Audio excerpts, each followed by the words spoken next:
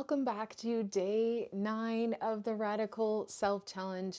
I really am losing light. I'm trying to stay lit up here, but we've got some cloudy weather today. So if I'm a floating head, I'm a floating head.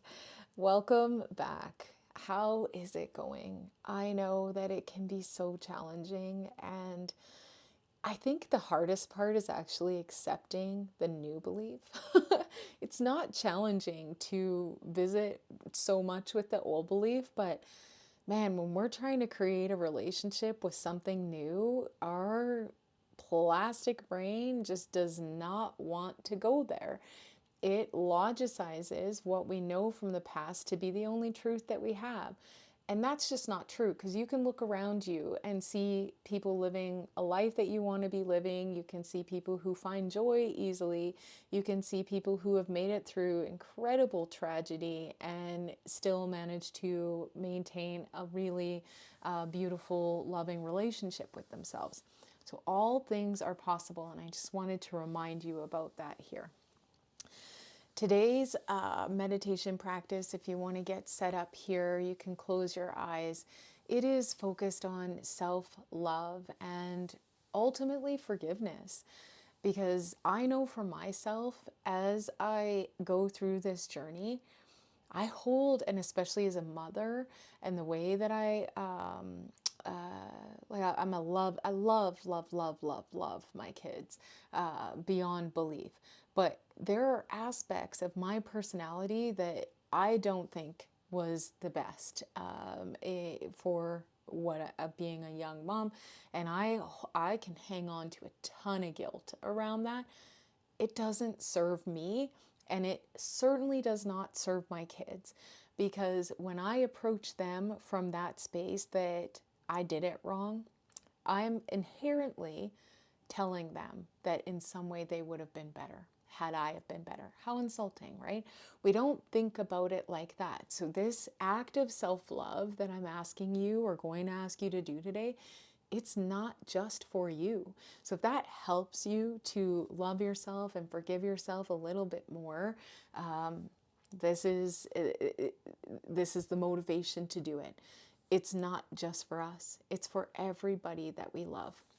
And this year, 2025 coming up in March, I have a beautiful weekend retreat planned on the power of forgiveness. And this could be a yearly thing, but if it's not 2025 and you don't see it on my events, and this is running in 2026, I haven't run it.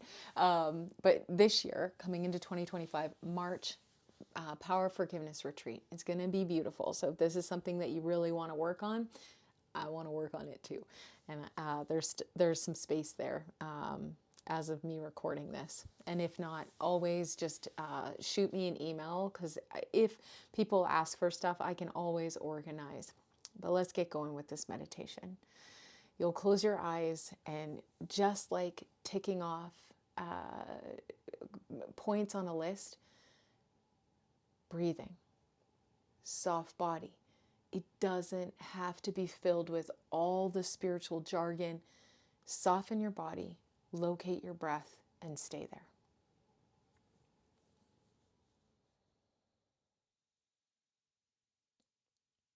The staying is the hard part.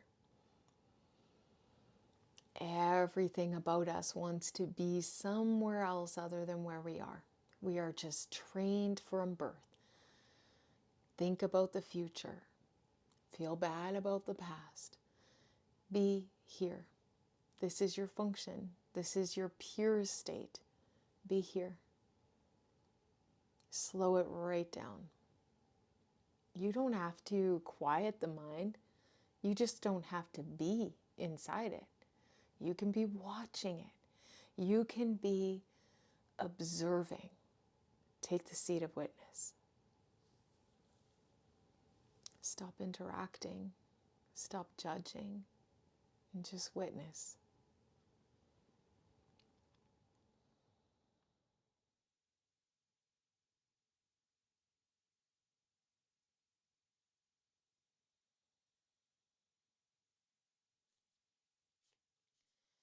And when your eyes are closed, Your heart is open. You are open to new perception, to the limitless of who you are, because the mind becomes less analytical. It becomes less telling. It becomes more curious. How is this limiting belief that you've held about yourself? How has it impacted your self-worth? Your ability to fully love yourself, to show up for yourself and everyone around you in the way that you were meant to? How has it held you back?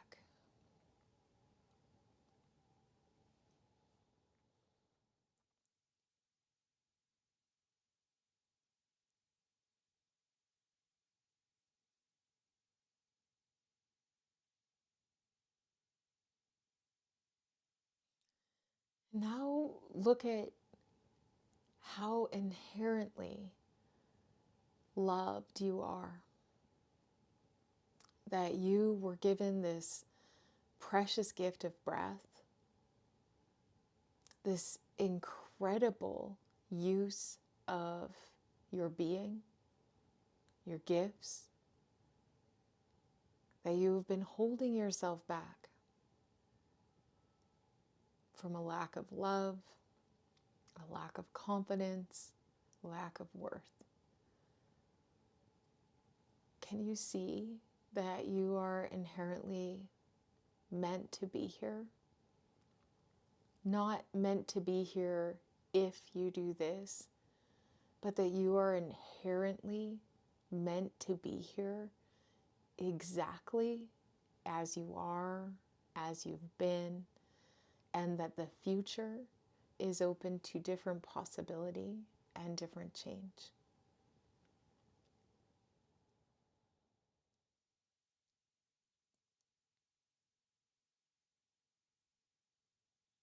The very act of breathing is indicative that you are loved, that there is a force greater than you that is choosing you each day, that is choosing you to be here. And this denial of self-love, self-worth, is slowing down who you are. See how wide you could cast your net. The very uniqueness of who you are, how wide you could cast your net if you showed up in a way that didn't apologize for who you are, who you've been.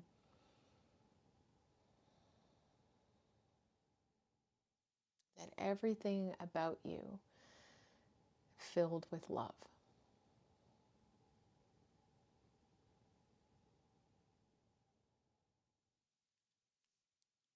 And today's journal prompt is, how does your limiting belief affect your sense of self-worth? And how can you remind yourself of your inherent value? For me, I always go to my breath. If I'm breathing, God has chose me. If I am breathing, I have meaning. There is purpose for me being here. What doesn't have purpose is the crap that I tell myself about who I've been in the past, so I have to suffer now. That is a non-serving belief. That doesn't serve anyone. You can break it down.